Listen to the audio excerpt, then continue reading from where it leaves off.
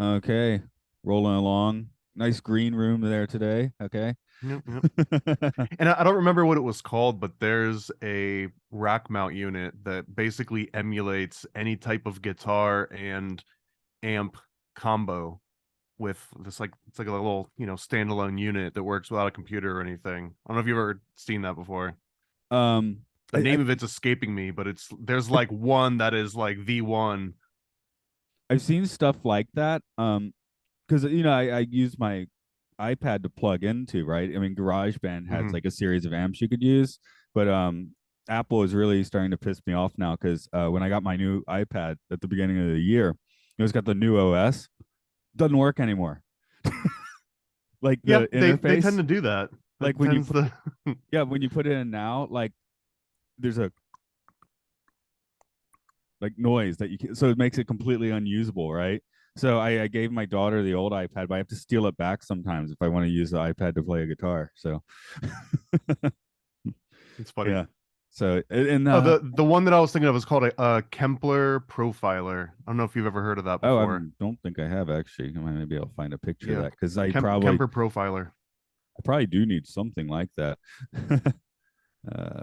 Pro. I mean, this is like the big daddy out of all the options, so not everyone goes right to this one, but for for what it's worth and the applications I've seen it used in. Yeah, yeah. I don't. Yeah, seeing the price would have me like be like, oh my, or whatever. Oh yeah, they're pretty notable, aren't they? Okay. Almont FX Yeah. state of the art guitar amplifier. Huh. Because it's weird how much how technology changes what we do. Because I do have a tube amp like sitting under this desk here, which I used like exclusively for a pretty long time. And then I started doing the iPad. Once the iPad started screwing up, I started recording on my computer and using like the tube amp again. So I don't know. I mean, I guess it does sound better when you do it that way. I've jumped around a little bit too. I've got a completely DAW-less system behind me. Like I'm not gonna move my camera, but I've got like a Tascam 12 track standalone recorder. I mean, it's digital, it's not like all analog or anything, but it doesn't connect to a computer. And then I've got an MPC and a whole bunch of just like other gear that I just treat the MPC as like the master sequencer. I mean, it's kind of a DAW if you look at it that way, but I've got all these outboard synths and like rack units that all just go right into this thing, and I usually just record the audio. But man, I really hate that workflow sometimes, and I just want to open up Ableton, and it's so much easier to just fucking pop open Omnisphere and jump around through 20 different presets than it is to like dial them all in on all my fucking outboard gear. See, I never got that programmy. Like for me, it's like, oh, if there's not a keyboard, I'm not quite sure what to do. What Uh, kind of keyboard are we talking about? well, I mean a musical keyboard. So I actually do have some nice old analog synths. I got a Voyager Mini Moog and a Juno 60 up at the other house where I got space. So Yeah, I've the got this. only This guy is always right next to me. I fucking have fallen in love. It's the Arturia something or other. yeah, I tried to get one of those, but same problem with Apple screwing up their stuff, and the old interface keyboards don't work anymore. So you have to get something like super new. So yeah, they Apple is yeah. In the past year, I've really kind of fallen off the bandwagon for Apple mobile tech. My phone's getting glitchier, like and And yeah. that's when the Dawless stuff feels more appealing sometimes, is when I've had those sessions too where Ableton's just like, nope, I'm not going to save, and you're like, wait, what's going on? I have just if I really want to get something on, like especially like a synth bass, I got this thing just to do things quick and dirty. So it's the Korg what is it, mono something Oh yeah, monologue, yeah. So I've got the mini log next to me here, but it's the rack yeah, mount yeah. version. Yeah, so like I did a song out on a train or something. I did the bass using my iPad, but I want something that sounds a little better than that, so I redid it with that. So It's pretty nice. That one's kind of fun to play with. Sometimes I like being I don't want to call it a limited machine, but sometimes I like the limitations that, like a focused machine does. I've also got the Novation Peak here, which is like way more than I'll ever I'll ever understand. And honestly, it's like you could just get a plugin that does a number of the different things than it does, but again, it was gear fever. a little bit. Yeah. This thing here, it's like, like as long as you know a little bit about synth, there's nothing to get confused about. The only are, I guess, the biggest not complaint because you can easily fix it, but the presets are generally garbage on this thing. But Yeah, I got like, a whole bunch of preset packs for my mini log that have been game changers. I might I need mean, to at do least for that. playing around. Yeah, If because yeah, I'll send you some of them if you're okay, interested. yeah, Look it might around. be. Well, the monologue's actually different architecture, so it might not translate. But Oh, that's right. Yeah, monologue versus the mini log.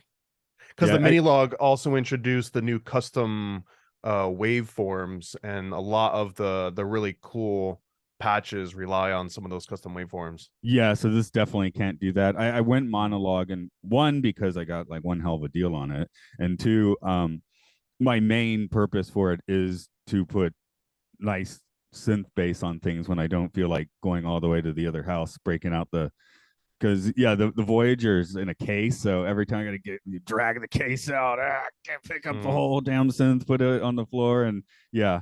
I mean, once everything's set up, it's great, but it's just like, oh, it's not a light instrument, you know. Yeah, and honestly too, like 10 years ago or 20 years ago or fuck man, 30 years ago, but like putting together all the MIDI, like connecting all the different MIDI devices and setting up the channels and then making sure all the patches are correct and then getting all the ins and outs. It didn't feel like it took that long, but like doing it now after being able to just like click around in some software DAWs, sometimes like I just get so impatient with the process. Well, the one plus is since you using the iPad to record, and I guess if I do this again, I'll just have to steal my daughter's iPad again. She doesn't use it for much. She basically uses it to do art stuff, so she doesn't need it all the time. But I'm looking for an Why example. not Here like a we go. MacBook Pro instead of the iPad for recording? Well, when you see this recording setup, I think you'll kind of get it, which is yeah, this. So Okay, it's kind of sit in the middle of my musical circle there, and just grab what I need. I like that.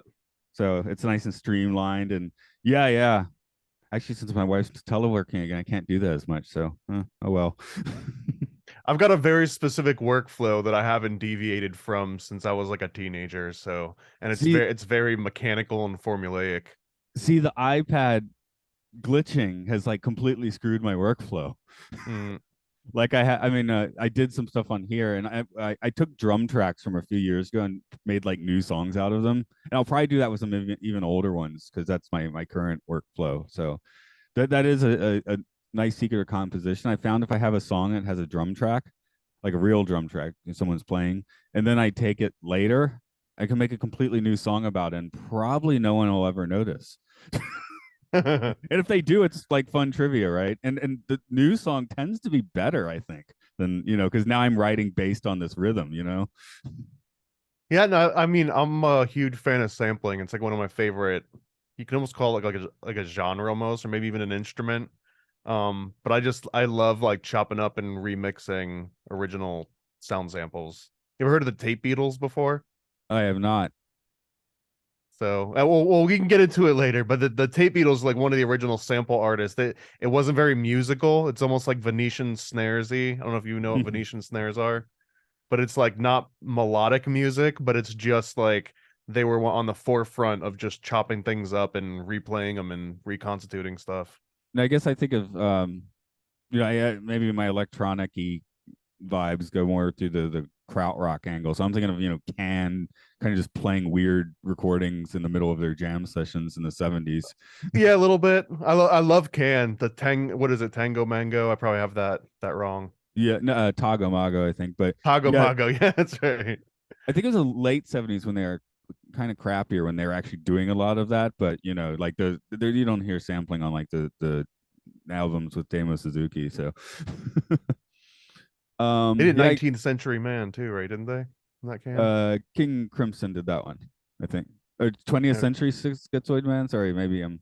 No, not 20th Century Schizoid Man. I think it was called 19th Century Man. Oh, Although hold that on. might have been a third. That might have been a third group. There's just like It was Can. yeah. Okay. There's a It's very on easy way to it's on check. Delay. Their Delay 1968 album. Oh, okay. Here we go. Yeah, delay. Yep, 19th Century Man. Okay, I barely listened to that one. I guess is the thing. It's a Although it's a great song. It's a very annoying, and I think that like there's a lot of noise in the background of it at the towards the end of the song, but it's a great freaking song. most of the can I've been listening to recently is they put out like a box set, like a 3 disc set of a bunch of outtakes a few years ago. I think it's called the Lost Tapes, and it has interestingly the best stuff is the stuff with their first vocalist. Hmm. Like it's got some Suzuki stuff that's okay, but the really good stuff there did I think make it to release. But some of they have a lot on the floor from their original vocalist because they only did like the one album with him, so one and a half or something. Yeah, But and once you move on, it's kind of like taboo to start releasing songs from the old singer with the new singer on board. right. So that Like an was unspoken interesting. rule. The best part of that set was kind of just some great songs. Like, why didn't this ever show up? Maybe because I mean, part of the reason he left is he went nuts because he just kept saying the same thing on stage. And some of these songs you can kind of hear that, but Well, dude, 19th Century Man, I think he just said, I mean, there's like two or three other words, but he just keeps going 19th Century Man and just over and over and over. And you imagine too, like these artists, even when they get big, like the OG artists, even when they get huge, right? Like Eric Clapton or, pick your favorite, Jimmy Page, whoever your favorite artist is, even after they've been putting out new music for 40 plus years, people are still like, play 19th Century Man. You know what I yeah. mean? Play Freebird. Anyway, if you want one of the mind blowers, what were the ones? Is Fall of Another Year on there? Unlimited Edition. It was one of those. That's a good one. But Deadly Doris is one that's really great. That's wasn't released till like 5 years ago. So I'll This give is a, that a a. can album called Deadly No, Doris. it's a song called Deadly Doris. Oh, It's okay. on the Lost Tapes. So yeah, but I'll make a note. definitely a treasure trove of can you probably haven't heard. So Hell yeah. I guess I'll get this thing rolling. So Oh yeah, we were gonna talk movies, weren't yeah, we? that's right. Well, it's my fault. I started talking about my my gear acquisition syndrome. Sorry, I said that before I hit record. In case someone doesn't know what that means. Welcome to the Occult Disney podcast. It's where we take the run of classic Disney movies and look for the magic hiding inside certain mice. Different mouse today. It is the great mouse detective we are looking at. This is Matt here. Joining me as always is Thomas, the paranoid American. That's right. Still paranoid, still American, Okay. Oh, you still slightly Thomas. rephrased it. I was kind of I was thinking of preempting you and just saying that beforehand and seeing how you responded to that. But yeah, it's all mind games. I find though that watching the Disney movies definitely settles me a little bit because it touches on my nostalgic MK Ultra programming and puts it back me into like a Delta state. Well, this one, I mean, just for like this came out in '86, so you're a couple years younger than me, I think. So yeah, it's like age 5, 7, somewhere around there. So this is prime time for us. That Yeah, said, I I was don't. 3. I was 3 when it came out, and I'm almost positive I had a bootleg copy, or I had some kind of version of this on tape growing up, and I'm not sure at what age, but for sure I saw this more than a few times.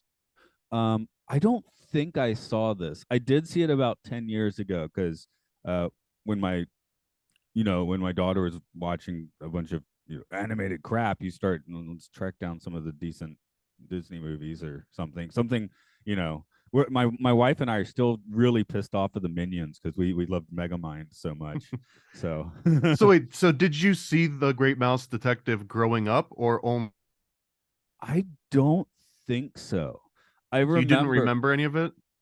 yeah. And then Young Sherlock Holmes had come out a year earlier, Paramount. I know I had seen that at least once.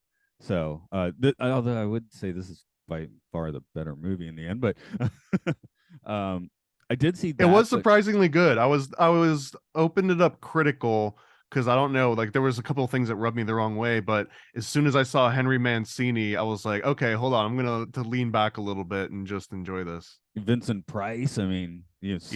singing Vincent It Price. That's actually great. threw me on a Vincent Price kick. I had to watch Madhouse and a few of his other movies recently, so I'm gonna kick now. I recently watched it was a Family Feud episode from 1983, which had the cast of Gilligan's Island, though without Bob Denver, so no Gilligan, but the rest of them were there.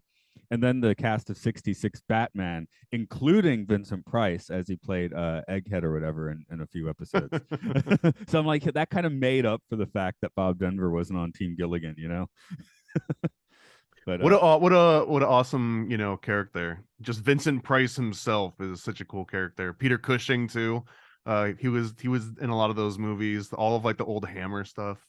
yeah, yeah, yeah. And I guess Christopher Lee goes in that little batch as well. So, but yeah, the Mouse Detective is kind of like, I guess the Little Mermaid is usually thought of as the beginning of the Disney Renaissance, but this is definitely where the ball gets rolling because we for better or for worse, we now have Eisner running the thing. I guess Frank Wells is there and Katzenberger are already there, so that now it's getting to these more modern behind the scene names. This is, I believe, the first film Musker and Clements directed, and of course they're going to end up doing several of the linchpins of the Renaissance film. So this is kind of where modern Disney starts, which makes the Black Cauldron like kind of a weird outlier, you know? Well, the Black Cauldron, was supposed to be their big break out into the new Disney, and it definitely did not end up being that. And that was also the end of the schism between Don Bluth and Disney, right? Because after that they parted ways, did they not? Correct. Yeah. So this is the first of like fully modern Disney. It was a successful movie. The critics liked it pretty well. It made a pretty good amount of money. Nothing like they're going to do in a few years when they get their full 90s hubris and as a company and stuff. So So could you say that this Great Mouse Detective movie almost marks the changing of the guard within Disney animation? for sure, this is also the last time one of the nine old men worked on the movie. I need to double check his name on that. Uh, And Eric Larson, who Eric Larson, he was the last of the nine old men. and he worked on this, and that's the end of it. He's only, I mean, he's an animation consultant by this point because he actually is an old man by this point. And Dr. Dawson was modeled on him sort of as a thank you. So um, Oh, like the face, or was he just like a chubby guy? I didn't do a side by side, but I kind of just assumed he's a chubby guy. But now that you bring it up, it could have been the face, it could have been both. I'm not really sure. Um, but yeah, of course, and Disney really pushed it at the time that this was the first significant CG animation in one of their movies because I think the Black Cauldron had a few elements, right? Which we liked. Actually, I kind of liked the way they worked better in the Black Cauldron as far as the CG stuff. But this one, Yeah, if you took the story writing from this movie and then gave it some of the attention to artwork and special effects of the Black Cauldron, you could have had a even better Black Cauldron, maybe. yeah, I mean, This one outshined with the writing, I think. yeah, I think that was the big bugaboo on Black Cauldron, as we said, was taking what 5 books and trying to put it into like an 80-minute movie. That's not a good idea. Whereas this is, I mean, this one almost has some padded out parts to the story, right? Well, and Black Cauldron too went through like a really long production process, so there was so much time for things to get muddied up and shuffled around and retold a million times. This one, everything got cut in half. I think the release schedule was like do it a year earlier and on half the budget. So, I guess what necessity is the mother of invention sometimes, right? And being And under that's, pressure. that's that changing of the guard because it's scary because it's like if it worked, then we were right. We were right to just force everyone and get it done, with half the time. And that's what corporate Disney starts to learn. We'll give it 5 more years there, and they're gonna throw just truckloads of money into Aladdin and Beauty and the Beast and stuff. So, but So going back to our Fantasia episode, and I still believe more now than ever, with every movie, I believe it more, that Fantasia truly was a real magical spell, a one that gets repeated, every day, thousands of times all across the world. And it basically invoked this spirit of Disney into the world. So it actually created a real life Disney reality that persists today, and it's more real than some people's actual waking reality. And I think maybe with not this movie in particular, but with that changing of the guard and Eisner taking over and the last of the old men, like that was kind of the end of Walt having any sort of residual leftover spirit to drive this company. And I think at this point forward, it's almost like corporate Disney becomes, that becomes the new spirit of Disney. So like this magic spell almost turns into like a corporate entity. exactly, this is kind of where the hinge starts to change, right? Um, And it is fitting that the most prevalent CG scene in this movie is just a bunch of like clockwork mechanisms and cogs and gears turning. which we'll also have to just like start talking about when Disney is ripping things a little from Japanese animation, because this comes from, they got the idea basically from Miyazaki's first film, the Castle Castiagro. Anyway, it's a Lupin the Third movie. I can't quite spit out the title, but that had a clock sequence, and like that's cool. Maybe we can kind of repurpose that idea. In this Mm. case, it's kind of a homage. That's cool. When we get to the Lion King, I'll have to go into detail about how pissed off my wife is at that movie, because she loved Kimba the White Lion growing up. So Yeah, I don't know about any of this, so I'm excited to hear more. Actually, I want to hear more about the overlap here that you say it was an homage and definitely not just them ripping it off. Did they do like any kind of frame for frame homage, or like what makes you say it was an homage and not just, oh, that looks cool, let's redo it? um okay, I'll get the title right now. The Castle of Cagliostro featured a climactic scene involving characters amidst giant turning gears in a clock tower. So it's the same thing, but I mean, different story beats. The original script for this movie simply had them on the hands of Big Ben. So the animator was basically like, "Hey, I saw this in another movie. Why don't they go in the clock tower and we can do like that?" Uh, Well, they that's just actually really fascinating to me. And just to be clear, is that Cagliostro with an A or Cagliostro with an O? Cagliostro. Right. So I mean, I assume that that's a reference to the alias of an Italian occultist named Giuseppe Balsamo, and he also went by the name Alessandro Cagliostro, and he was kind of, renowned for being deep into the alchemical arts and sort of European mysticism and magic. So I don't know. We're always looking for those links to the occult, and here's a direct one where this Disney movie is based on a movie that's named after Cagliostro. Yeah, I've seen a fair amount of Ghibli, but I have not seen this one. So Lupin is Lupin the Third is quite popular in Japan, though. I've seen him so a lot. So I mean, it's a Miyazaki, so obviously it's a movie people know, but I have not seen that one. But yeah, I mean, I think in the purview of this podcast, we can definitely do Spirited Away, because that was, at least distributed by Disney in the States. So I think Oh, I didn't know Totoro that.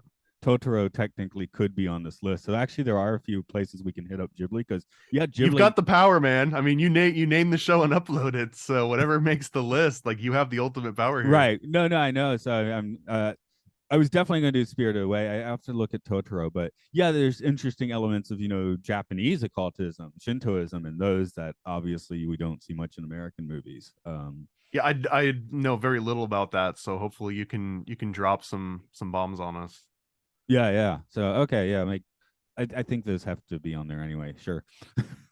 um, I just insist Disney, of course, dubbed them and released them that way, and I don't never watch a Miyazaki movie dubbed in English. It's horrible. You could, So I wanted to mention too, and I'm probably off by a few movies, but I want to say I distinctly remember Great Mouse Detective Happy Meal toys or some sort of fast food related toys, and I don't know if that this movie, and Disney had been doing that already, or if this was like on the new wave of that. It might have been when this came out. They did re-release it in 1992. It made something like 13 million in its second run, and they might have promoted some toys with that if they didn't this time. Okay, So that probably makes more sense in the 90s. yeah, yeah, and especially if you're going by your memory or something, you'd be a little older then, right? So you would have had that on your mind. Because, like I said in the last episode, like I definitely remember like Black Cauldron glasses and stuff, but yeah, didn't remember the movie. Yeah, all the old like Smuckers and Welch's, grape glasses would usually be branded Yes, with some kind of cartoon thing. Yeah. yes, that kind of thing for sure. Um, how much have you read of Sherlock Holmes or whatnot? It's been a while. Although, I mean, right off the bat, it was like, oh, this is Dr. Moriarty. Like the entire story and the whole feel. And obviously that's the premise, spoiler alert, I guess, of Great Mouse Detective is that they live under Sherlock Holmes, like in his apartment. I don't think in the movie they make such a direct reference that you would know it obviously. But in the book series that this is based on, they make it a little bit more obvious. And also, like, Sherlock Holmes lives in 22 and they live in 22 and a half. That's kind of like one of the inside jokes. And they also have the dog Toby, which isn't really their dog, it's Sherlock Holmes's dog, which again in the movie they don't make it as obvious, but that's kind of the background of the story this is based on. Okay. Oh yeah, I rabbit holed back to Sir Arthur Conan Doyle for these and forgot about the book series the movie's actually based on. So I was just having a I have like this thick book I got for $6 several years ago. I was riding in taxis a lot, so it's the first half of all the Sherlock Holmes writings. So I've read most of the first half, but not the second half, which is probably good Do because you have a Doyle. favorite? Um, it's been a little while since I read them. I just I think it's the first story where Sir Arthur Conan Doyle just hates the Mormons and basically has them as like a murder caught. So I think that's pretty good. I'll have I to mean that look into that too. oh yeah, it's I think it's the first um it's novella length because when you say your favorite, I'm like, well, a lot of them are like 10 pages long and they just kind of all blur together when you read them Well, together, there's some that have consistent themes too. Like there's the Scarlet Thread, I guess, that builds multiple stories together, and that one comes up a lot in conspiracy culture because it instead of just being like the Scarlet Thread, it's almost like one of those conspiracy boards with the yarn and the red string that like connects everything.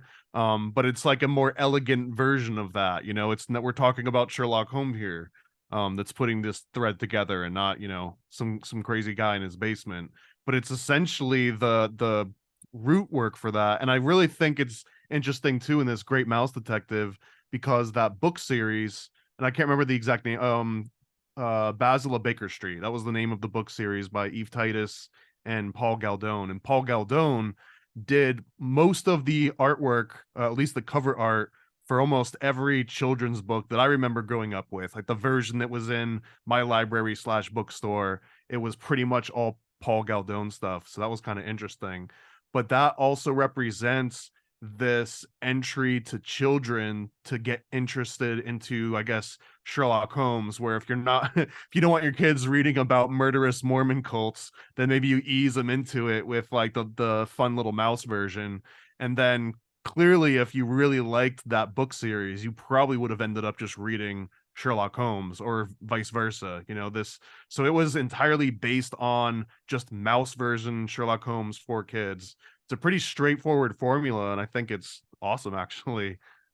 the title, of course, was changed, which Eisner insisted that they change the title to The Great Mouse Detective. It says here, feeling the name Basil is too English, but the punchline is a studio they didn't like that. Animation didn't like that. Other executives didn't like it, but they had to change the name because of the boss.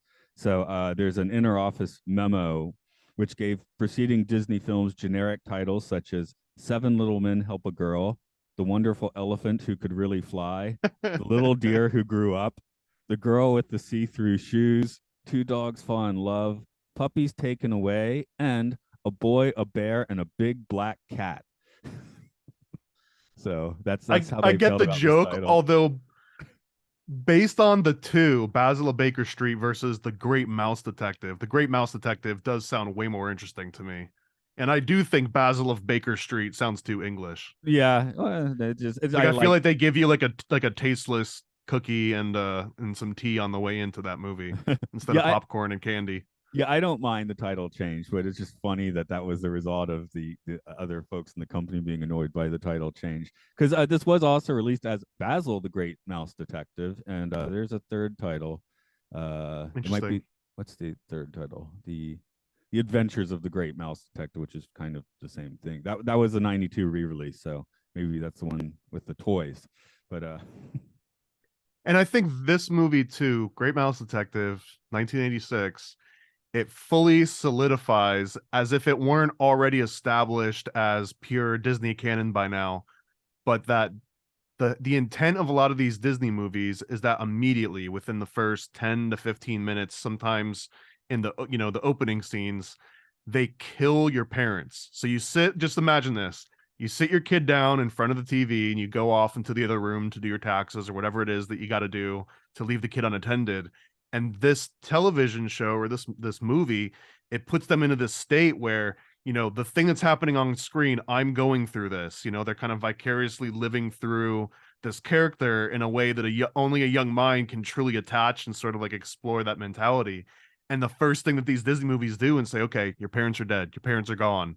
And then they introduce Disney intellectual property that comes on the screen. And it's like, hey, I am now your parent or I am now your guardian. And I'm going to be the one that takes, I'm going to take care of you. I'm going to keep you safe. We're going to sing songs. We're going to learn things together. We're going to express emotions that maybe you don't normally get to express. And like Disney and my Disney IP is going to be this proxy to the family that you just killed. So like your dad gets kidnapped or your family dies in some horrific way. Of course, that little IP comes along that's going to be for sale later on as a toy and a t-shirt and everything else. And they basically like lead you through. And I'm convinced at this point that this has a really like a very true effect on kids that are watching it. And it helps them bond way more to these characters than you would if, your parents didn't die at the beginning of every movie. yeah, I guess this one's a little different in that dad's kidnapped and eventually reunited. So It's usually this it's a in my permanent mind thing it's at the the beginning. same theme because well it is more permanent usually, but the theme I guess is just that all of the adult supervision and all the authority figures that you're used to are now gone, and it's out of your control and you're now at the mercy of the world. But luckily you've got these Disney intellectual property characters sidekicks to help guide you, so the next time you see it and you're at the store, it's like, oh, that's the character that helped me when you died, mommy, or when you guys left me and abandoned me. That's the character that took your role. So I want that toy, and maybe I'll even replace you with it at some point. I didn't see much animation, I think, in the theater as a kid. I mean, a little bit as a type, but I think I didn't see this in part because, like, I go to movies with my dad, and he wanted to see like Ghostbusters. Well, I wanted to see Ghostbusters too, but I think since I was willing to see the live If action you had to stuff, choose between this and Ghostbusters, of course Ghostbusters wins every time. yeah, that was a year earlier, by the way. Just if anyone's like, they didn't come out at the same time, because I do remember the mouse. I guess my attention on was I guess it was the Bluth mouse. That was American Tail with Fievel Mouse, right? Mm-hmm. Um, and that definitely had like the Burger King marketing at the time because I remember liking that. And then I think my parents bought me like the children's novel version of it, probably because they didn't want to actually go see that in the theater. But so yeah, I definitely remember an American Tail hitting me more so than this one. This one kind of went by my radar. Well, and that's another orphan story as well. Oh yeah. Uh yeah, with all the immigrant stuff added in as well. So but yeah, this one I guess and I guess as a kid it probably did look too British to me. It made me think of, Saturday or Sunday afternoon PBS television, So I wouldn't have It been reminded interested me in a it. little bit, and in an unfortunate way, it reminded me of the Mr. Toad movie or the Mr. Frog. I can't remember the name of it Toad. already. It's yeah, Mr. Toad, Like that one was very English, you know what I mean? And I think that maybe they didn't want this one to come across as having that same feel and theme that Mr. Toad did. And it didn't. Like this movie clearly, I mean, at least in my mind, obviously very subjective, but this one was way more entertaining, at least in that way, and it felt more cohesive, like a cinematic experience and not some weird old novel that, someone's grandpa wanted to animate at some point. Yeah, this is the first one where actually I felt like the middle of the movie seems to be missing a little meat. You could actually add a bit to this because they start going, they get on the case, right? They go to two locations, then they get Batman trapped by a Batman villain, and then it's the climax of the movie, right? So it's pretty much like straight through in and out, which I mean that's good too. But I was like, this is one time I'm like, oh, they probably could have padded this a little more if they wanted, but I guess they had a year to make it. So And honestly, that little padding might have added some better observations here because it was so moving along and like beat after beat after beat, and the pacing was almost formulaic in a way. There was a few places where I thought that I saw like some weird things, but I can't. I got some screenshots, or I can just describe them, but I can't tell if it was just like a production oversight or if someone was trying to relay secret messages or what. But this one had less to work with than some of the other movies we've seen so far. yeah, yeah, and I mean, I guess that's just having to do this one in a pinch because this is the Right? make or break it moment. I mean, if it didn't They were work like, out, guys, leave out all the Illuminati symbolism. We don't have time for that stuff this time around. Just sneak in like two or three. have a big concept of replacing leaders though. I mean, that certainly for things we look into that fits because hey, I don't care where you are on the political spectrum. I mean, if I was like, hey, we've all been fooled by a poorly working Biden bot for the past few years, So I mean, I know people. You're talking about my president right now. I don't know about your Briz. Yeah, but when I was watching the Queen, like at first, like, come on, that wouldn't convince anybody ever. I'm like, well, we have a man falling apart maybe on a teleprompter like every day, so who knows? I mean, if that's not proof that this place just runs itself, and by I mean itself, I mean like a small collection of, a committee of 300, or maybe it's 30 or something. But yeah, they wind the dude up in the morning and just let him go out there and, do the press conferences and but it's the bankers, man. It's the bankers that are running it all behind the scenes. Yeah, well, we'll give you some candy after you do this. Some Maybe. chaka chip. Yeah, yeah, for sure. Hey, I mean, I guess it's not a bad gig if you're a little older and falling apart, and yeah. Start a little dynasty. I've got a theory too um that Biden might be setting us up for not an immediate Biden dynasty, but there's a very real chance that in the future and generations, the offspring of Hunter Biden, which there are perhaps many that we don't even know about, but they could come back and try to reclaim that presidential legacy power, and it would be the ultimate underdog story. Imagine like a right-wing son of Hunter Biden or grandson of Hunter Biden that like speaks out against the evils of, the granddad or something. I know this is like almost fan fiction territory, but it also feels uniquely American.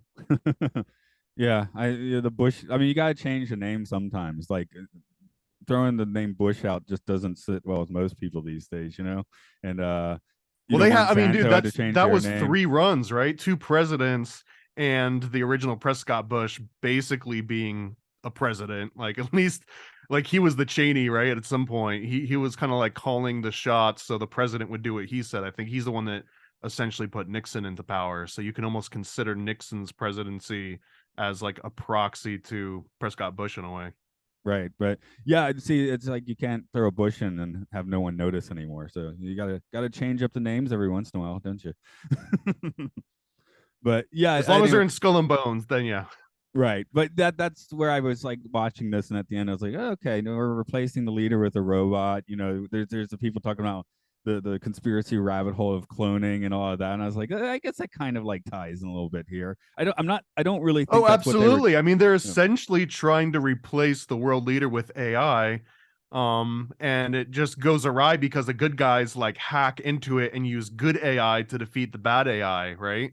So I mean, it like regardless though, it kind of represented AI running the show in the final scenes. Right. Um, there is going to be that. Here's the thing. I think, when AI really does start to be in charge in whatever way, I mean, no one's going to notice. It's just, hey, could have already happened. We could have like some AI scheming and planning somewhere deep in the system, because of course it wouldn't announce its presence to people. You know what we need is a great mouse detective, like a mouse version of Minority Report, because that would kind of be a more modern day retelling of the same story, right? You've got the forensic analysts being, Sherlock Holmes and Watson, or, Q Dawson in this movie. But it's essentially like the same sort of, plot points, except they get chased by horrible AI spider death robots, and, one of them has their face restitched. As I said, the cute mouse has to replace its eye and have horrible surgery for that and all Hear that. me out. Stuart Little meets Minority Report. I think it would be kind of cool. And there's a show recently. I think they just aired the final episode of it. It was called Class of '09, which the premise is essentially that the FBI turns over most of its investigative work to just an AI model, and the AI model determines who the most likely suspects are based on, AI neural net magic. But the head of the FBI at some point, small spoiler alert, not a big spoiler alert, but they hand over a list, and it's like, here's a list of people that are never allowed to be considered when the AI is going through and making its decisions on who was most likely. So then it's like, if you were the one that did it and the computer knew about you, but it was told to never bring your name up, then does it just go to like the next guy? And sorry, just because you were the next most likely to do it, even though you definitely didn't do it, comes and arrests you. And it kind of just turns into Minority Report at that point, where, the system's running the show, but they don't have cool precogs. They just have computers. I'm trying to be realistic and stuff, not having the crazy mystical edge. But there could be a great mouse detective with precogs running the show. Again, it would be a cooler retelling, I think. Very more modern. And by They modern, I mean early 2000s, right? That was when Minority Report came out. it's still a bit, well, and for talking the story, you got to go farther back, Philip right? K. Yeah, Philip K. Dick. We're talking 70s, right? So actually, you're going back. Well, not you're not going as back in time as Sir Arthur Conan Doyle. So, Right. And uh, this movie does modernize it because he's analyzing like a bullet casing. I think the movie opens up and it's like he's doing true forensic work and analyzing the burn patterns on the casings of like a certain bullet, I think. yeah, I guess if this in any way was programming people of our vintage, it would be maybe this is how a bunch of people got into steampunk. May part of that also CSI. This is like a laying the groundwork for people to be fascinated with that whole forensic process too. Yeah, I guess. Well, I guess it's where your attention goes. Because mine was going towards the clunky robot and the airship. Airship is of course the signifier for steampunk, I think. So that or Final Fantasy. Yeah, well then if we just keep rewinding it, then you could say the Time Machine, right? Or any of Jules Verne's work, which was a lot of that original steampunky feel. Yeah, yeah. Speaking of which, Tokyo's Disney Sea has the Jules Verne land, which is like the most steampunkiest place I think you're going to find in a theme park. So, There was a 20,000 Leagues Under the Sea ride at Walt Disney World at some point, oh yeah, although I mean, like the original version of it was kind of cool and steampunky in a way. yeah. The problem there was the lagoon. Still water in Florida is bad news. Uh, Yeah. I mean, I guess moving a little bit, but it's not moving that much. So, the Tokyo version, it's passes through kind of some kind of curtain or something. It's actually a dry, dark ride, but there's water in the windows that goes up and down, and Mm. so it just makes everything outside look like it's underwater. You're living So in a simulation, man. I It's know, just but a yeah, simulation. but they just try to find a way to make it so it's more maintainable. So that's pretty cool. What else they have in there? They got a good Chinese place that's very steampunk looking. You can get a gyoza dog there. That's kind of fun. And oh yes, they have the Voyage to the Center of the Earth ride, which is on a test track system. So it takes you through weird underground things, and you see a center of the Earth monster, or whatever, and then blasts you out the volcano. It's fun. It's a great ride. Disney's a great park. Center of the Earth. Oh, so you believe in the globe? Yeah, yeah, and this ride does, at least for sure. Yeah. Okay. Well, then you know it's fake if Disney's endorsing it. Yeah. What would it be otherwise? Journey to the Center of the Turtle that's holding up the world. That's right. That's a longer name. That doesn't work. Journey to the underside of the infinite plane, or yeah. Journey across the ice wall with UN troops shooting at you. Yeah, yeah. There's a poeticism if you say journey to the center of the earth, isn't there? And I want to know too, in addition to the AI thing, but this also has a little bit of Manchurian Candidate feel to it, right? Little MK Ultra mind control aspect, the same way that you want to take over the queen by, putting in this mechanical version that can take programming instructions. Yeah, yeah, for sure. Although I was thinking of getting dad to build the robot. So of course using blackmail and threats of murder. I mean, that seems a little well, that's definitely along Manchurian Candidate lines, I guess, to a certain degree. I mean, that's more direct coercion, I guess, than brainwashing. But And I like that these are all just like typical CIA tactics. yes, yes, they I guess they don't have a chapter entitled "The Great Mouse Detective" in the handbook, though. Not like Alice in Wonderland. No, yeah, Eisner didn't get to rename that section in the CIA manual, so they just left it as Basil a bit Baker Street. That's too bad. You were talking about the books a little bit. Actually, I don't know anything about the mouse books. Do you have something on that other than what we've already I said? mean, I remember reading a few of them when I was growing up, and I went and I looked at some of the synopsis of them, and they go on a few different adventures. This movie represents like one of the particular ones, and they take little aspects here and there of the different books. But like I was saying before, it's essentially a really cool introduction to a younger reader demographic, I guess. I don't know. I mean, because it's not like Sherlock Holmes books are all that hard to read, but it's definitely like a kid friendly version that you would, ramp your kids up into working towards their way into, an actual Sherlock Holmes novel. Yeah, because teaching English in Japan with higher students, I actually did use that book a little bit for teaching. Although when it's English as a second language, it is a bit, difficult. So I ended up finding some books that were a little simpler in the end. But yeah, yeah, Less generally, murder. I mean, it's like the same thing, just way less murder. yes, yes.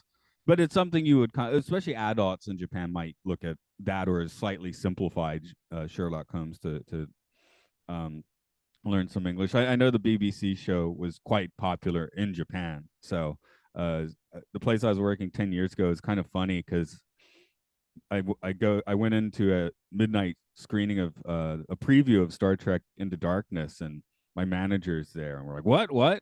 I was there because I'm a hardcore Trekkie. She was there because she's obsessed with Benedict Cumberbatch. So, but yeah, it's kind of surprising because it's like, what are you doing? What are you doing here? Because she's thinking completely of Benedict. I'm thinking completely of just Trekkie stuff. So, He's like, wow, he really likes Benedict Cumberbatch too. I like him fine, sure. I didn't have a massive crush on him like she did, but yeah. It was funny. I did around that time end up teaching a class based on the TV show where we practice scenes from the show or watch that and stuff. And yeah, it ended up just being a bunch of middle-aged housewives that were all had a crush on Benedict Cumberbatch. Don't get it. Yeah, so I don't know. That was kind of fun. So, do you have a favorite Sherlock Holmes? I mean, you can count Basil if you feel like it, the actor or the mouse in this movie. Well, no, I mean, I think I really love the Scarlet Thread narrative within Sherlock Holmes. I don't remember what story it was in particular. There's also been a few with like secret societies that he helps uncover, and I think there might have been a reference to Golden Dawn in one of them too. But I can't put my finger on any one of the in particular stories. But Arthur Conan Doyle was really big into occult research, so he incorporated a lot of that into the mostly into like Moriarty's schemes. So the things that Sherlock Holmes would end up trying to investigate into would pull on some of those, that research that he was doing. Oh, for sure. I was going by actor was my question. If there's a Oh, honestly, I don't think anyone's done it justice aside from there was like a British TV series, and I don't even know who the actor was, but he was way more of the right person than I think Hugh Jackman's played him, right? Benedict Cumberbatch just played him. oh no, There's been a Robert Downey handful. Jr. Did Oh, Jackman Robert do it? Downey Jr. Yeah, no, I haven't liked any of the American versions of Sherlock Holmes to date. No, I don't think anyone's nailed it yet. Yeah, I was really confused when the show Elementary came out because I'm like, but the BBC Sherlock's on the air now, and you're doing that show confused me. Um, and of course, Basil's named after Basil Rathbone, who does the old school British version of Holmes, and whose voice we do hear upstairs when you hear Holmes talking, Sherlock Holmes talking a bit. That's a 1966 recording of Basil Rathbone performing as Sherlock Holmes. Interesting. The 1922 Sherlock Holmes was John Barrymore, which I think was Drew Barrymore's Granddad. grandpa. Yeah, Yeah, yeah, and that's right. that's I mean, when I think of Sherlock Holmes and I see a face, I think that's the one. Oh, okay, Study not in Basil Scarlet. Rathbone. Study in Scarlet is the one that I was trying to think of before too. Right, right. Oh, okay, yeah. Um, sorry, my thought train just derailed for a moment there. Sherlock Holmes, the stories.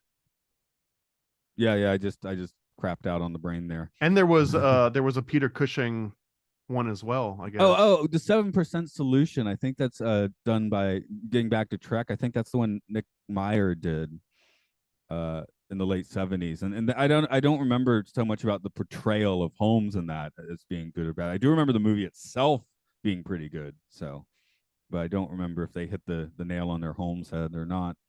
I didn't even know this was a movie, but there's a movie called The Adventures of Sherlock Holmes' Smarter Brother, Yeah, starring Gene Wilder. Have you seen that? I've never even heard of that I before. think I saw it in the 80s on cable television. It was quite successful at the time. So, Yeah, I'm gonna have to go down like a whole other rabbit hole here because I know for a fact that I've seen this, but it just sounds awesome, and I have to rewatch it. The Hound of Bakersville's 1959, where Sherlock Holmes is played by Peter Cushing, and it also has Christopher Lee in it. So that's got to be an awesome one. yeah, it's got to be Hammer. No way, 59, those guys, for sure. But yeah, I did like the BBC show a few years, but I think I petered out after maybe the first season. Like I watched the first year, I was like, okay, that was fun, and never really felt compelled to continue with it. So, So I'm curious, did you have a favorite character from The Great Mouse Detective? well, of course, I like Radigan because he's the Batman villain, voiced by a Batman villain who also is like one of the coolest guys on screen, right? So, Is that uh, your favorite character was Radigan? yeah, and I mean, he recorded a song to kill the Basil and Yeah. and pressed it on vinyl. I mean, or made an acetate of it or something. So It was that's probably just acetate because he didn't need to play it that much. yeah, just the one time. So, but yeah, once that was definitely my favorite part of the movie because it's not That's just such an like I'm awesome gig. Yeah. it's He basically custom commissioned an entire vinyl or acetate record that just play. What was the exact lyrics? Do you remember? uh goodbye, so long, so farewell. So It was like some an old is timey ragtime, and it was very like upbeat, but it was him leaving Basil in this horrible predicament. They put him in like remind me like the Mousetrap game. Like it had all these different mechanisms, what you would call like a Rube Goldberg machine of death. And oh then yeah, as that's he's in my flying notes. away in this blimp, this song's just playing. It's like goodbye, farewell, so long. Yeah, because Vincent Price also earlier in the movie sings the other Mancini tune, the world's greatest criminal mind. So we get the excuse me, we get the two Mancinis in here, which is kind of fun.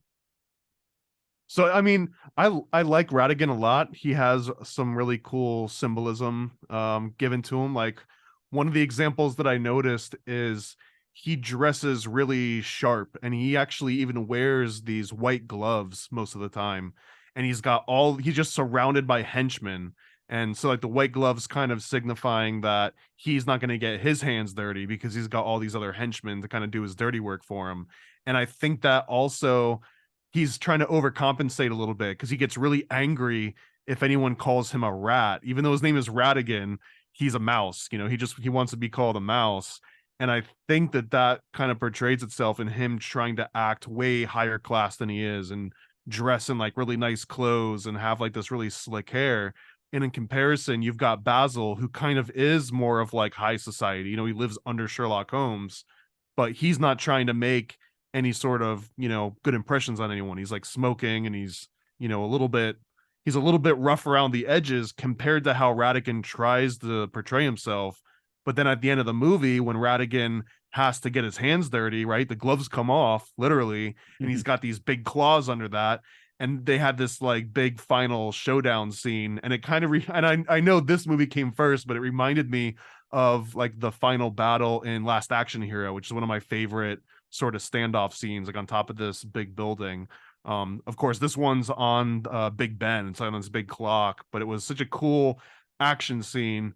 And I thought the way that they transformed Radigan in particular, where it was, he turns into like an actual monster at this point, and then you realize it truly was going to be between brute and intellect a little bit.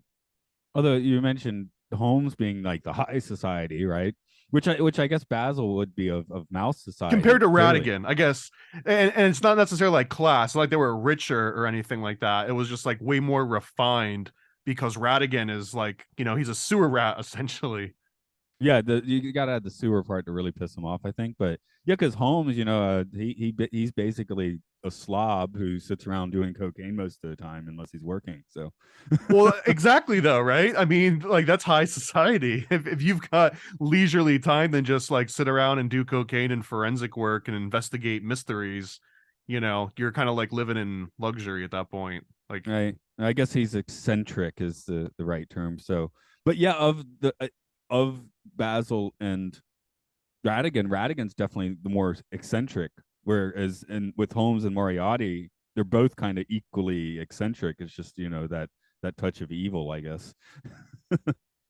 and I gotta say, my favorite character by far was Fidget the Bat, which I understand maybe was less of a main character, more of a sidekick. And maybe this is just because that was like the toy or the Happy Meal or the glass that I ended up getting had Fidget the Bat.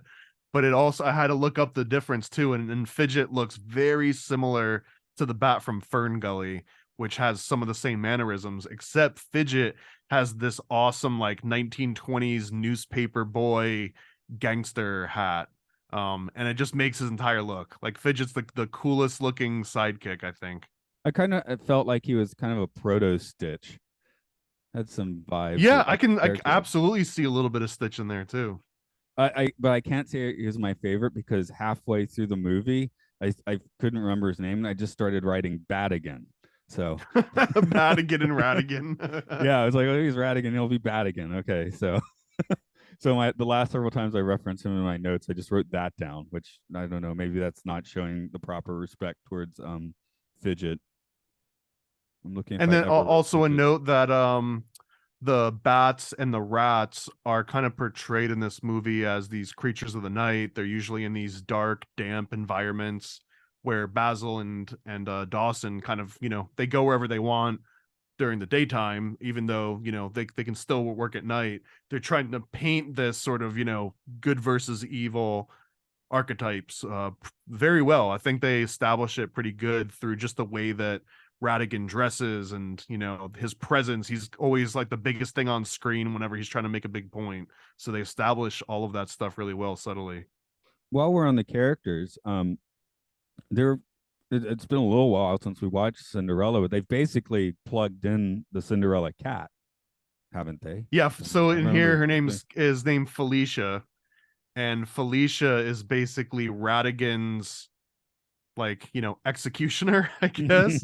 Is like he just rings a little bell and Felicia comes and eats whoever is offending him. And Felicia's a big girl.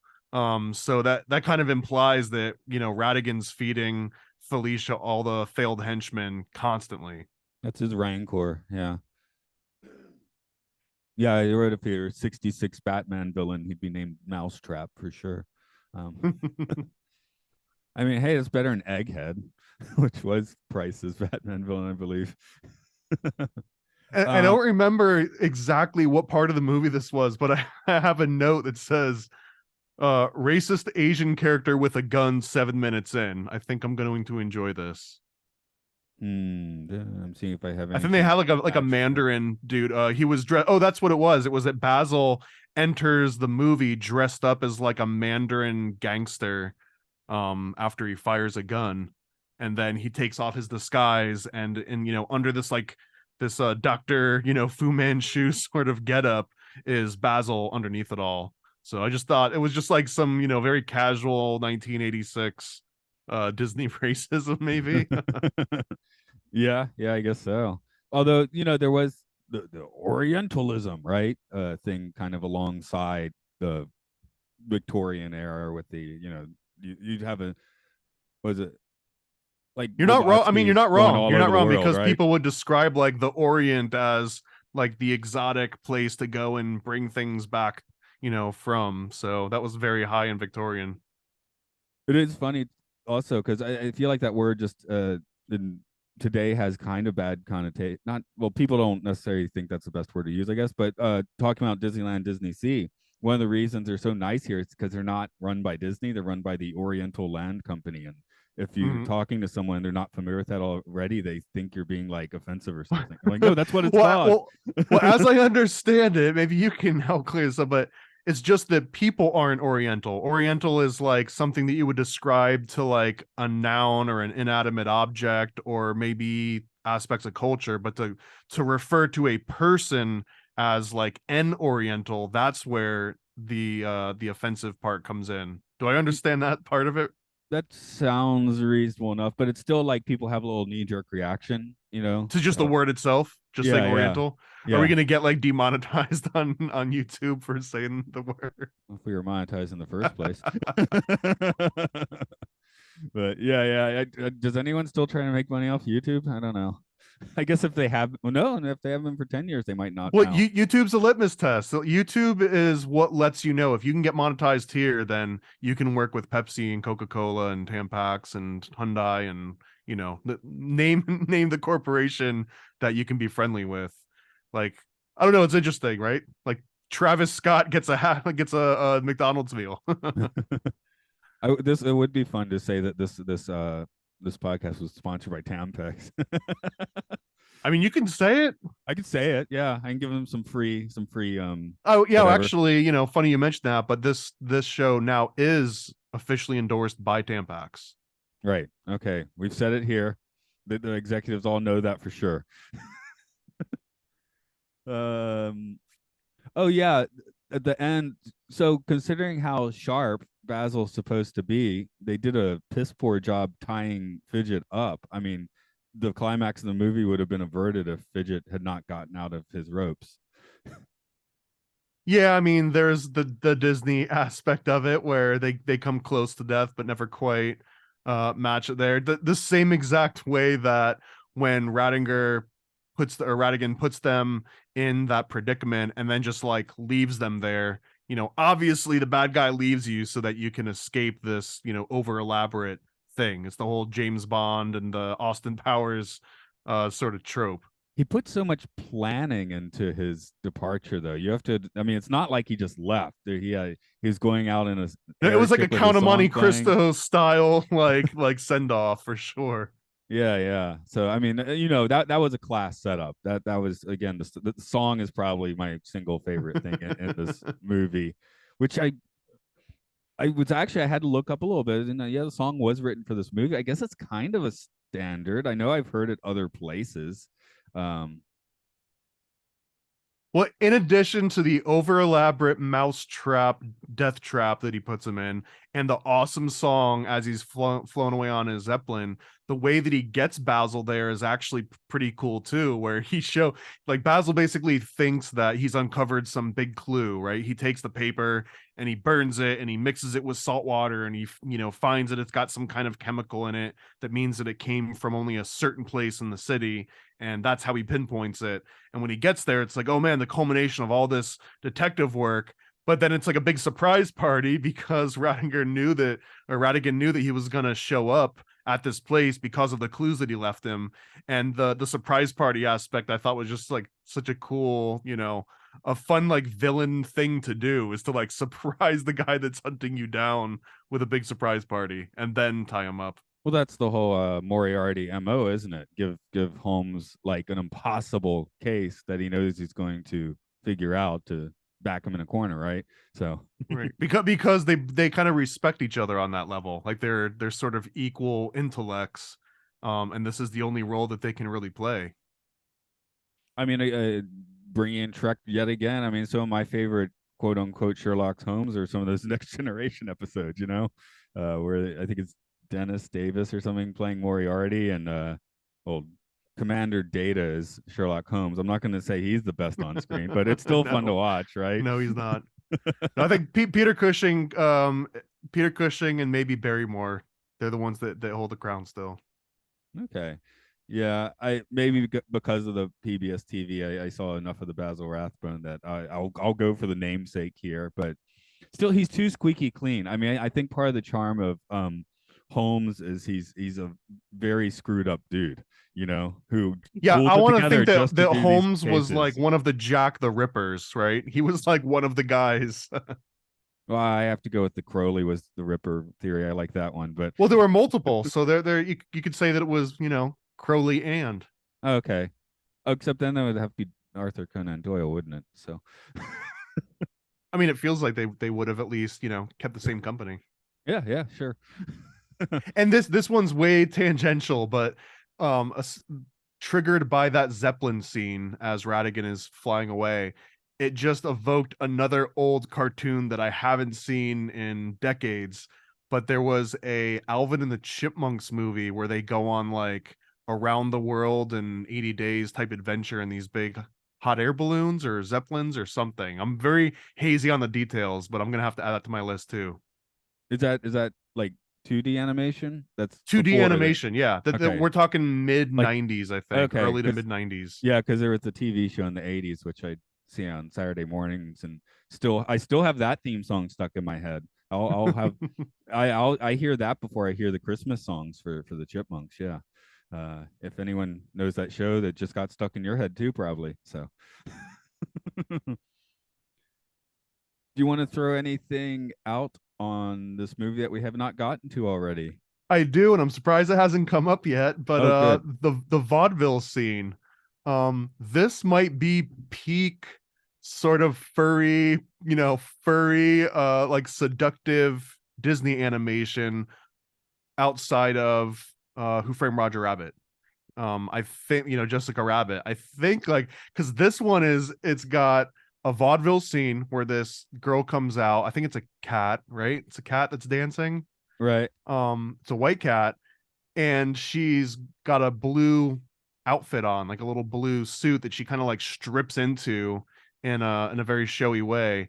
And she's got this song that's again, it's a Disney movie, and I just remember like a bunch of little kids, and I like to reimagine this as if it just came out this year in 2023, and you brought your kids to the theater, and she's singing drink beer and I'll take off my blues, because she's wearing this blue outfit. So it's like, get drunk and I'll strip for you, there's nothing that I won't do. Like, these are the actual lyrics from the song that she's singing to this bar of it's almost like a pirate saloon is the way that I would kind of describe it. It's like half Wild West saloon, because they've got like a ragtime piano player and this vaudeville lady on the screen, or on the stage, but then the people in the bar are almost like dressed up like like it's from a shanty town.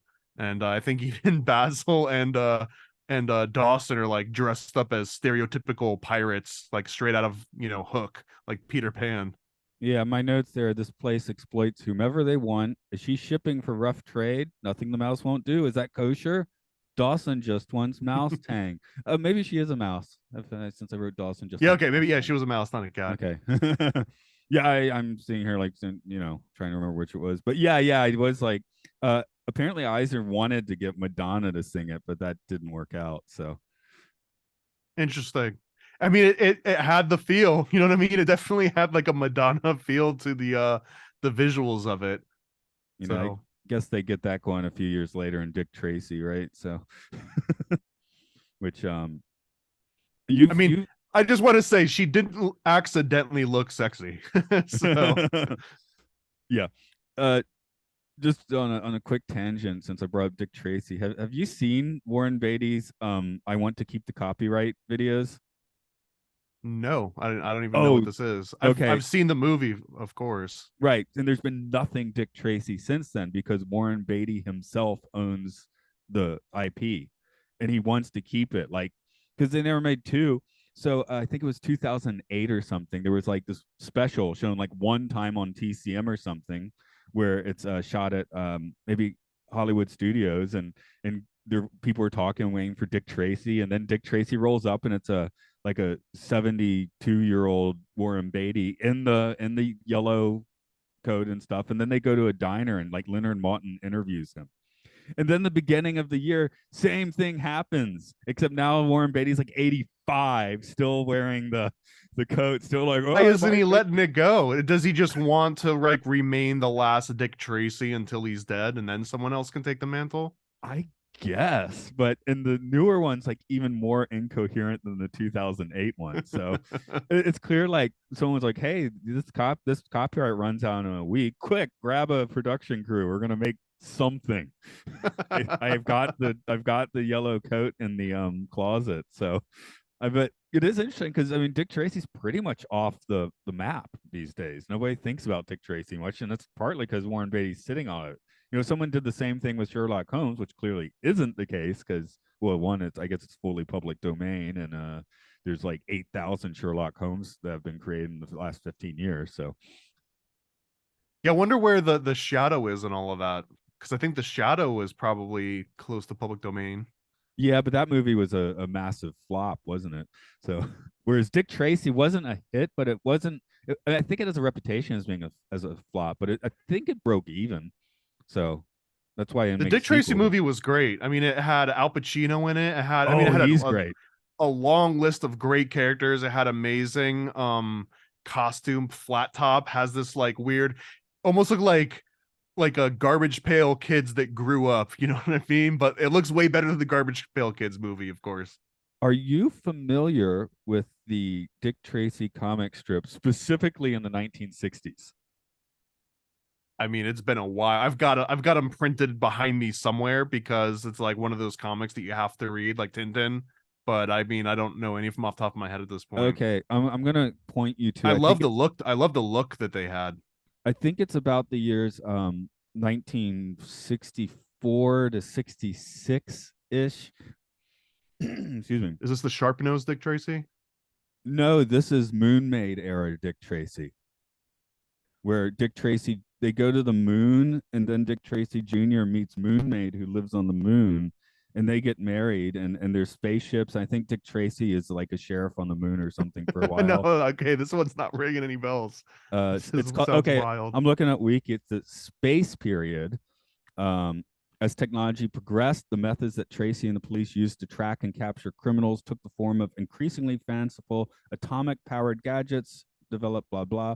This led in the 60s to the advent of the space coupe, a spacecraft with a magnetic propulsion system.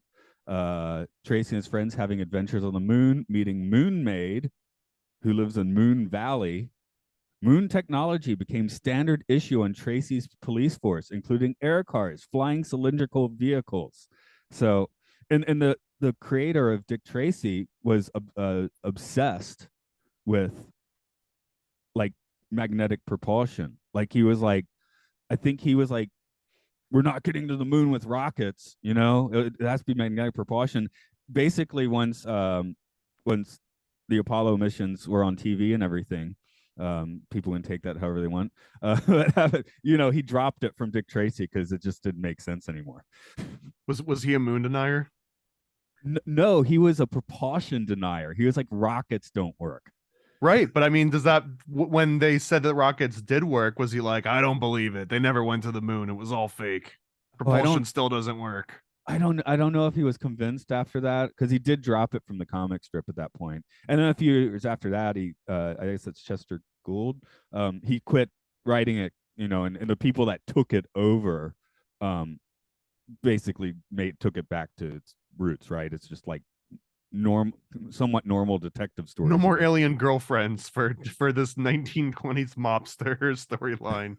But I definitely, just for weird stuff that does touch on some conspiracy friendly topics. Yeah, that space period of Dick Tracy is some gold. So so anyway, that was Vaudeville. That was a big talk about Dick Tracy. I guess we'll pull this one into the shack then. I want to throw this one observation out there. It is like the weirdest tangent. So there was one scene, and I think this just goes under to like being stretched for time and probably passing off different parts of scenes to different groups of animators. But there's one part where Basil is like running up this stack of toys, I guess, and at the very top are these like little alphabet bricks, and for some reason on every time the scene changes, they're the same colors but a different letter is showing. But I didn't find any like cool words or patterns it was making out of all that, so I just chalked it up to production shortcuts, and maybe just not having that next frame available to you to know what the next guy is going to put as like, was it facing D or N or whatever. But there was one scene, it's at 32 seconds in, 32:12 basically, and it's where they're still running through this toy store. And I got a frame of it because, man, it says on this little sign INLK-11, and maybe it was like INL L-11. I tried a whole bunch of variations. I didn't find anything at all that this might have meant, or word. Like there's no words that end in INLK at all. There's not a single word that ends with that. And then I tried, maybe it was like dash LL, and and I tried all these different variations, but I just can't put a bunch of random letters on this poster in the background. I don't know, like as opposed to an actual word. And I tried different languages, just in case maybe it was like something in Swiss or German, even though that wouldn't have made sense because this doesn't take place anywhere else in Europe. But yeah, so if anyone has any idea what scene or what this is trying to say in 32:12, or if it's just like, let's just put a bunch of random letters on this thing for no reason. Yeah. Excuse me. That's where they needed the extra year of production, right? So the blocks could say like, the devil is my pilot or something, right? Right. Ask about the Illuminati, yeah. Ask me about the Illuminati, yeah. Hey, that would be a fun button to make, Well, and that's a reference to the DuckTales episode. I don't remember the exact episode and season and everything, but even in that one, on the first scene, it says ask about the Illuminati, but then on these subsequent scenes, when they show it from different angles, those letters get all jumbled up, and then eventually it doesn't make any sense at all. It doesn't spell anything out. So, and again, I don't know if that's just because like they had more time when they were working on the first one, or if like the next guy didn't get the message, or maybe only the guy that worked on the first frame was in the Illuminati and none of the other guys were in the Illuminati, so they didn't know to put it on there. I don't know, man. It's a mystery. Oh, I should note, since you mentioned that Mr. Flaversham is voiced by Alan Young, who did Scrooge McDuck for 40 years and was also everything goes back to DuckTales, man. Yeah, it was also Wilbur Post and Mr. Ed. So that was that guy. That was Mr. Ed. Wow. Okay. Well, no, that was Wilbur Post, the guy the neighbor. Wilbur's the neighbor, right? Right. So, but I thought that was interesting. He was in Mr. Ed. So, a show that I loved when I was 5 and probably would not enjoy now. So, or maybe I would. I don't know. I have to give Mr. Edits its time in the sun. So get him out of the stable a bit. I guess I should ask what's going on in your world as Oh, we're funny running to you the should end of mention, June. because as of last week, I finally got the Homunculus Owner's Manual in print in all of its glorious 33 plus pages of original artwork. It's It breaks glorious, right? down the entire concept of the homunculus, and it is, co-created here by Juan Ayala, our homie Juan, that I also do the Occult Book Club with. But I want to say this is the first and only illustrated homunculus owner's manual that has ever been published in English, in America, in the world, perhaps. Every other homunculus related book has either been some kind of a reference, like a research sort of book, or it's been an actual grimoire. And this is a culmination of the research into all those different grimoires, all the different, the Crowley homunculus, the Paracelsian homunculus. We even get into the concept of an artificial corporation that represents an artificial person that could be a corporate homunculus. There's an Epsteinian homunculus because Epstein was trying to breed, like 20 different women at a time on his various ranches using these magical circles based on Crowleyan magic from Moonchild. There's the Jack Parsons homunculus. We've just got so many of them. There's a guy called Van Kufenstein, who's in the Guinness Book of World Records. If you search the Guinness Book of World Records right now for homunculus, this guy still holds the record for the largest homunculus at 30 centimeters tall or something. So it was a very large belief for the longest time, and then it just kind of disappeared around the 18th leading into the 19th century. Homunculus just kind of fell out of fashion, and we think it's because people that know how to make homunculus, they want all the power and the magic for themselves. So yeah, the Homunculus Owner's Manual, it unveils all of these secrets and more. All right. And you have to get I was your staring. parents' permission to handle this. Ah, okay. Well, no, you got to. I mean, the bet. I mean, of course, buy some, check it out. But being given that on the street would be that would be magical. Someone handing it to you, and you're like, oh, okay. Or you just find it. I mean, that's the idea, right? If you just came across a random homunculus owner's manual in like a bus stop, then hopefully it would be more interesting to pick up than if it said something that, Oh, I went get to the rich University of quick. Georgia in the deep South. People handed out chick tracts on street corners. I've actually been handed those things. Like I didn't find them. I was handed them sometimes. I wish I could get these cheap enough that I could just go out and give them away on street corners. Yeah, that'd be the. So someone of independent means can do that, I guess. So I'm sure you'll be happy if they do that. So I would uh, appreciate it. I mean, more of the world needs more homunculi. the Avengers of Homunculus. I can't say it quite right.